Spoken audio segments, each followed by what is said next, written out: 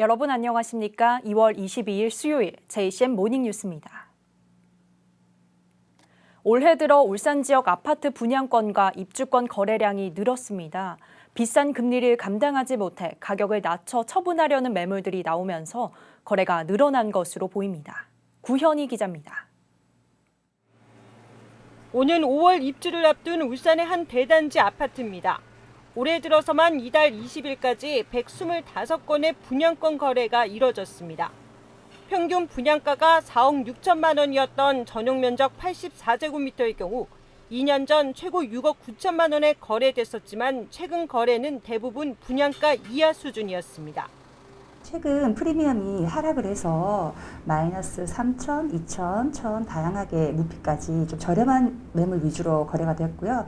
지금 그 매물들이 거의 다 소진이 된 상태라 이제 지금 좀 선호하는 층수나 동들은 프리미엄 3천 내지 4천까지 거래가 되고 있는 상황입니다.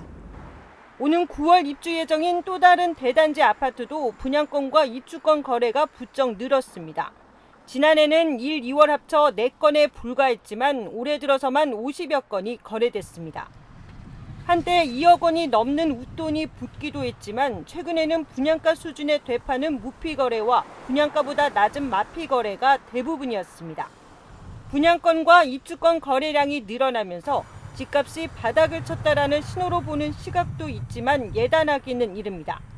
가격 하락에 따른 반짝 증가라는 분석도 있기 때문입니다. 분양권 거래가 이제 늘어난 것은 이제 일시적인 이제 현상이라고 할 수가 있고, 사실상 이제 이후부터는 다시 이제 가격이 이제 오르는 상황이기 때문에 거래량이 다시 증가하기는 이제 좀 어려울 것 같습니다. 또 단지 규모와 입지에 따라 분양권 거래도 양극화가 뚜렷할 것으로 보입니다. 여기에 올해 울산의 아파트 입주 물량이 지난해보다 3배 가까이 늘어난 상황이어서 분양권 거래 시장이 지역 주택 시장에 어떤 영향을 미칠지 주목됩니다. JCN 뉴스 구현입니다. 울산시가 울산공항 이전 대신 활주로 확장을 추진할 전망입니다. 김두겸 울산시장은 최근 열린 중앙지방행정협의회 기자간담회 자리에서 울산공항의 활주로를 길이는 500m, 폭은 45m가량 확장할 수 있을 것이라고 말했습니다. 활주로가 확장되면 중형 기종을 투입할 수 있어 동남아시아권 국제선 취항이 가능해집니다. 관련 내용이 담긴 울산공항 활용 방안 연구 용역이 4월쯤 완료될 예정입니다. 울산시가 박순천 한국항공대학교 교수를 항공정책특별보좌관으로 위촉했습니다. 33년간 한국공항공사에서 근무한 박 교수는 그동안의 경험을 바탕으로 지역의 주요 항공 현안에 대한 정책 방향을 제시하고 전문가와 이해 관계자, 일반 주민의 시정 참여를 촉진하는 활동에 나서게 됩니다. 박 교수의 항공정책특보 임기는 2025년 2월까지 2년입니다. 울산시 소상공인연합회는 어제 기자회견을 열고 전기요금 차등제 시행을 촉구했습니다. 소상공인연합회는 울산 지역 소상공인들과 시민들은 산업단지와 원조도로 불안에 시달리며 생활하고 있지만 전기요금에서 아무런 혜택을 받지 못하고 있다고 지적하고 최근 김두겸 시장이 중앙지방협력회에서 주장한 것처럼 울산 지역의 전기요금을 차등 적용해야 한다고 강조했습니다. 연합회는 이어 지방의 전기료가 낮아지면 수도권 공장의 지방 이전도 촉진할 수 있어 지역 균형 발전 차원에도 절실하다고 주장했습니다.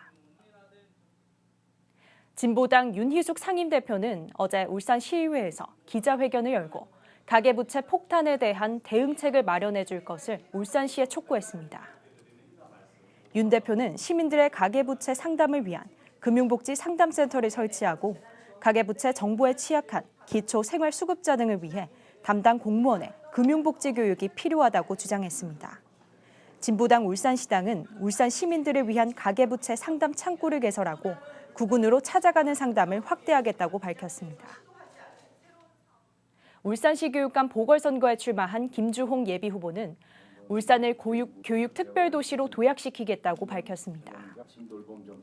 김 예비후보는 우리나라 유명 인터넷 강의들을 무료로 들을 수 있는 온라인 통합 강의 플랫폼을 구축하고 희망하는 초등학생들에 한해 아침과 저녁 간편식을 무료로 제공하겠다고 공약했습니다.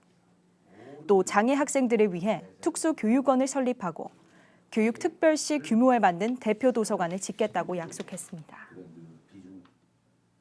교육감 보궐선거에 출마한 천창수 예비후보는 출발선이 공정한 책임지는 교육복지를 실현하겠다고 밝혔습니다. 천 예비후보는 2024년까지 사립유치원 무상교육을 실현해 균등한 교육기회를 제공하고 아침부터 저녁까지 온종일 돌봄 체계를 만들겠다고 공약했습니다. 또 식품비 단가를 전국 상위권 수준으로 인상해 질 높은 급식을 제공하고 AI를 활용한 스마트 급식 관리 시스템을 도입해 아이들의 식습관 개선에 나서겠다고 말했습니다. 울산시 교육청이 초등학교 입학 과정에 학생 1인당 10만 원의 입학 준비금을 지급합니다.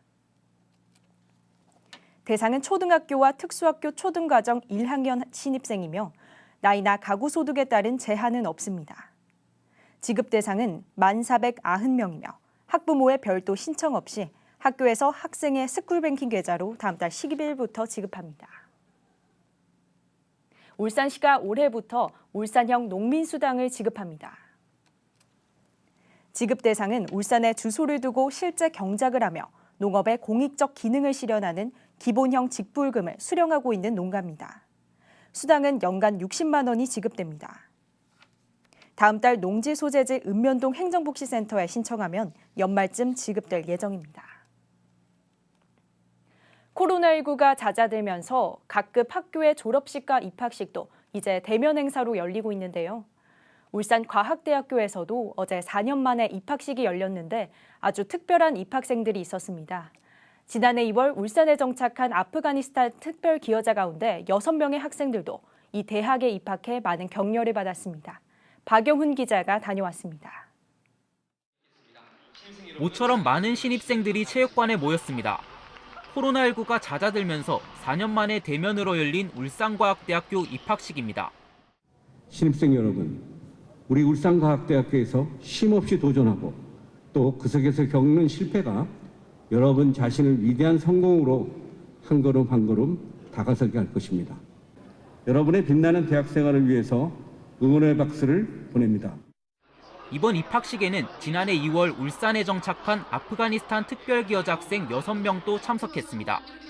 아프간 기여자 학생들은 울산 동구에서 고등학교를 졸업하고 모두 울산과학대 글로벌 비즈니스학과에 입학하게 돼 가슴이 벅차기만 합니다. 기분이 너무 좋아요. 그러니까 너무 행복하고 그 대학교 갔어요. 너무 좋아요. 내가 아르바이트도 하고 싶어요. 우리 오늘 대학교에 와서 기분이 좋아요. 한국 사람 친구들이 같이 공부하고 싶어요. 한편으로는 아직 한국말이 서툴어 걱정하기도 했습니다. 공부 잘 하고 싶어요. 그 한국말이 너무 걱정해요. 아프간 기여자 입학생들은 입학식이 끝나고 진행된 레크레이션과 학과별 오리엔테이션에도 참여해 신입생들과 함께 어울리며 한국에서의 꿈에 부풀었습니다. JCN 뉴스 박영훈입니다. 중구청이 어제 올해 축제 추진위원회를 열고 그동안 치러져 왔던 큰줄다리기 마도위 축제를 태화강 마도위 축제로 바꾸기로 했습니다. 중구청은 어제 회의에서 중구의 중심축제 명칭을 태화강 마도위 축제로 바꾸고 올해 축제는 6월 23일부터 25일까지 금토일 3일간 치르기로 했습니다. 중구청이 이건희 컬렉션 특별전을 보기 위해 울산 시립미술관을 찾은 관람객들을 위한 맛집 지도를 제작했습니다. 이 지도에는 외식업소 44곳의 주소와 전화번호가 기입돼 있으며 지도에 표시된 업소 가운데 별 표시가 있는 곳을 방문해 울산 시립미술관 관람권을 보여주면 음식값의 5%를 할인받을 수 있습니다. 중구청은 해당 맛집 지도를 울산 시립미술관과 울산 큰애기 관광 안내소 등에 비치할 계획입니다. 울산 첫 공공형 치매 전문 요양기관인 북구 실버 케어센터가 어제 개원식을 가졌습니다. 북구 준상동에 지어진 실버 케어센터는 1층에는 물리치료실과 세탁실, 2층과 3층은 어르신들이 생활할 수 있는 공간으로 구성됐습니다. 특히 가정집과 비슷한 환경에서 어르신들을 돌보는 유니트 케어 시스템에 소규모 생활 단위로 공간이 구성돼 가족들의 부양 부담을 줄여줄 것으로 기대됩니다. 북구청이 올해 청년 정책으로 일자리와 주거, 교육, 복지, 문화 등 5개 분야 52개 사업을 추진합니다. 특히 올해는 청년 거점 공간을 조성해 지역 청년들이 모일 수 있는 공간을 마련하고 면접 정장 대여 사업을 확대하는 등 청년들에게 취업에 대한 부담을 줄이기 위한 사업이 추진됩니다. 이 밖에도 중소기업 인턴 지원 사업과 청년의 건강 지원 사업, 청년 예술가 지원 사업 등도 함께 시행합니다. 울산의 소비자 심리지수가 소폭 하락했습니다. 한국은행 울산본부에 따르면 2월 울산의 소비자 심리지수는 90.1로 전달 대비 0.7포인트 하락했습니다. 한국은행은 글로벌 경기 둔화에 따른 수출 감소와 물가 상승폭 확대 등의 영향으로 소비자 심리지수가 하락한 것으로 분석했습니다. 울산시가 마약류 오남용 방지를 위한 협의체 구성에 나서기로 했습니다. 울산시는 손명희 시의원의 서면 질문에 대한 답변을 통해 경찰과 교육청, 의학단체 등과 올 상반기 협의체를 구성할 예정이라고 밝혔습니다. 울산시는 이어 지난해 울산의 마약사범 90명 가운데 이 30대가 48명으로 절반이 넘는 비중을 차지한 것으로 나타난 만큼 청년층을 중심으로 마약 예방 홍보에 적극 나서겠다고 덧붙였습니다. 울산대학교 병원은 올해 전문의 자격 시험에 레지던트 21명이 응시해 모두 합격했다고 밝혔습니다.